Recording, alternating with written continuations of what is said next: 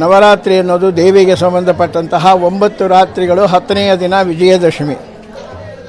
ಶಿವರಾತ್ರಿ ಅನ್ನುವುದು ಈಶ್ವರನಿಗೆ ಸೂರ್ಯೋದಯಾದಿ ಸೂರ್ಯ ಅಸ್ತಮಾನ ಪರ್ಯಂತಂ. ಇವತ್ತಿನ ಬೆಳಗ್ಗೆ ಸೂರ್ಯೋದಯ ಆದರೆ ನಾಳೆ ಸಾಯಂಕಾಲ ಸೂರ್ಯ ಅಸ್ತಮಾನದವರೆಗೂ ಶಿವರಾತ್ರಿ ಅಂತ ಲೆಕ್ಕ.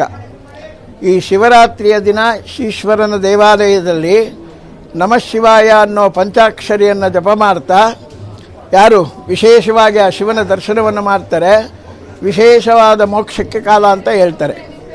ಅದೇ ರೀತಿಯಾಗಿ ಬಹಳ ಇತಿಹಾಸ ಪ್ರಸಿದ್ಧವಾದ ಶ್ರೀ ಗವಿಗಂಗಾಧರೇಶ್ವರ ಸ್ವಾಮಿ ದೇವಸ್ಥಾನ ಆತ್ಮಲಿಂಗ ಇದ್ದ ಹಾಗೆ ಇದು. ಈ ಒಳಗಡೆ ಗುಹೆಯಲ್ಲಿ ಬಂದು ಆ ಪರಮಾತ್ಮನ ದರ್ಶನವನ್ನು ಮಾಡಬೇಕು. ನಾನು ಎಷ್ಟೇ ಕೋಟಿಗೆ ದೊಡ್ಡವನಾಗಿದ್ದರೂ ತಲೆ ತಗ್ಗಿಸಬೇಕು ಅನ್ನೋದೇ ಒಂದು ವೈಶಿಷ್ಟ್ಯತೆ ಈ ದೇವಸ್ಥಾನದ ವಿಶೇಷ. ಅದೇ ರೀತಿಯಾಗಿ ಈ ಗುಹಾಂತರವಾದ ಪರಮೇಶ್ವರನ ದರ್ಶನವನ್ನು ಶಿವರಾತ್ರಿಯ ದಿನ ಯಾರು ಮಾಡ್ತಾರೆ ಅವರಿಗೆಲ್ಲ ವಿಶೇಷವಾದ ಒಂದು ಫಲ ಸಿಗುತ್ತೆ. ಅದೇ ರೀತಿಯಾಗಿ ಇವತ್ತು ಶಿವರಾತ್ರಿ ಬೆಳಗ್ಗೆ 5 ಗಂಟೆಯಿಂದ ಸ್ವಾಮಿಯ ಅಭಿಷೇಕ ಅಲಂಕಾರ ಆರಾಧನೆಗಳು ನಡೀತಾ ಇದೆ.